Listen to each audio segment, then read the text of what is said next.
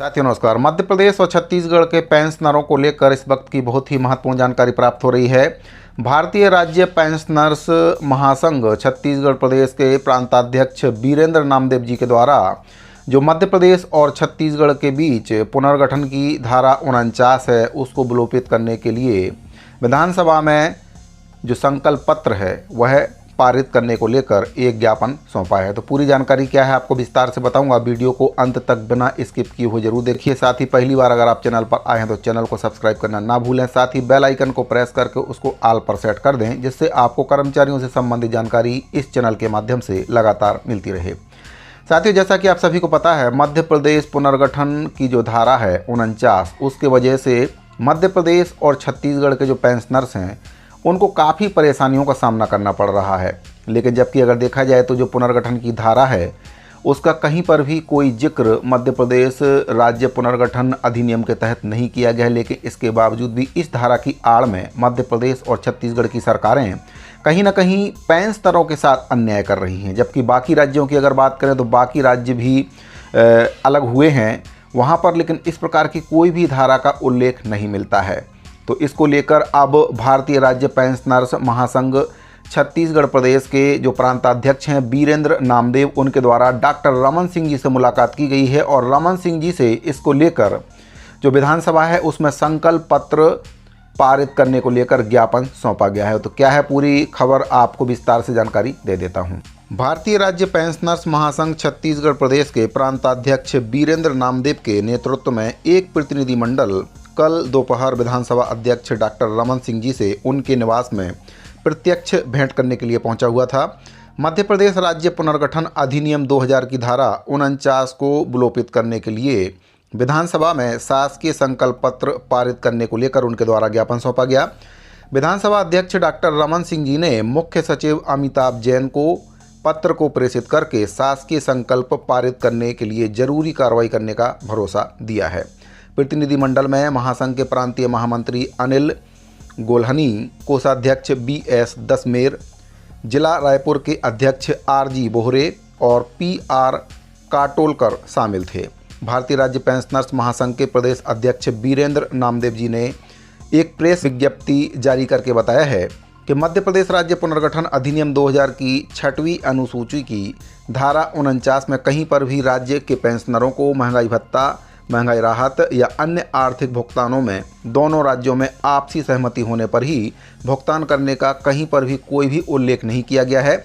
लेकिन पता नहीं किसके दिमाग की ये उपज है जो राज्य विभाजन के बाद से दोनों राज्यों के बीच में सहमति की अनिवार्यता संबंधी झूठी जो खबर है फैला दी है और उसको लेकर जो धारा 49 है उसको पेंशनरों के महंगाई राहत और अन्य सभी प्रकार के आर्थिक भुगतानों में रोड़ा बनाकर रख दिया है।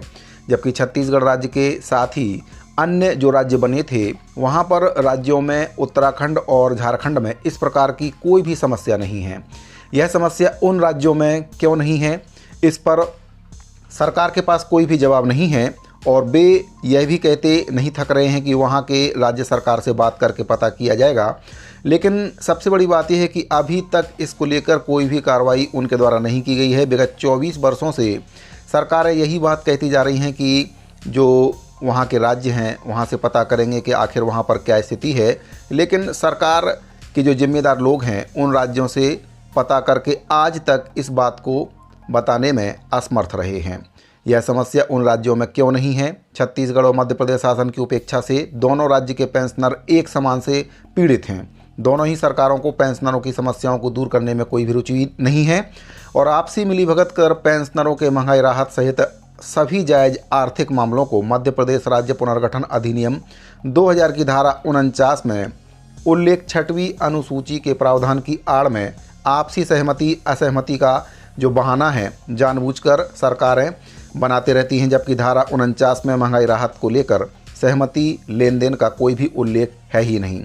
फिर भी सहमति असहमति को लेकर केंद्र सरकार के द्वारा घोषित 53% महंगाई राहत के स्थान पर पेंशनरों को दोनों ही राज्यों में केवल 50% महंगाई राहत दिया जा रहा है।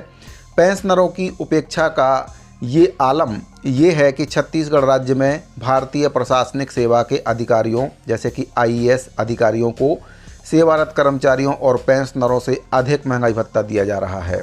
यह कर्मचारियों और पेंशनरों का घोर अपमान है। साथियों, मध्य प्रदेश और छत्तीसगढ़ के पेंशनरों को मध्य प्रदेश पुनर्गठन अधिनियम 2000 की धारा 49 की वजह से काफ़ी नुकसान उठाना पड़ रहा है, जहां पर एक और IAS IPS अधिकारियों को केंद्र के समान 53% महंगाई भत्ते का भुगतान किया जा रहा है।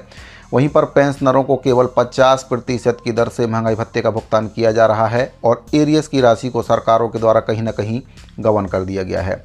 तो कई प्रकार की समस्याओं को लेकर भारतीय राज्य पेंशनर्स महासंघ छत्तीसगढ़ प्रदेश के जो प्रांताध्यक्ष हैं वीरेंद्र नामदेव जी, उनके द्वारा विधानसभा अध्यक्ष डॉक्टर रमन सिंह जी से उनके निवास पर मुलाकात की गई है और समस्याओं को लेकर ज्ञापन सौंपा है। साथ ही विधानसभा में जो पुनर्गठन अधिनियम की धारा 49 है उसको विलोपित करने को लेकर संकल्प पत्र जारी करने को लेकर उनके द्वारा निवेदन किया गया है विज्ञापन के माध्यम से। डॉक्टर रमन सिंह जी के द्वारा भी उनको आश्वासन दिया गया है। साथ ही जो अमिताभ जैन हैं प्रमुख सचिव, उनको इसके बारे में पूरी जानकारी दी गई है और आश्वासन दिया गया है कि इस धारा को जल्दी ही विलोपित किया जाएगा। तो साथियों, मध्य प्रदेश और छत्तीसगढ़ के पेंशनरों को लेकर ये बहुत ही महत्वपूर्ण जानकारी प्राप्त हो रही थी। जानकारी अगर आपको अच्छी लगी हो तो वीडियो को लाइक और अपने अन्य साथियों को शेयर जरूर करें। इस वीडियो फिलहाल इतना ही, मिलते हैं अगली वीडियो में। अभी के लिए दीजिए इजाज़त, धन्यवाद।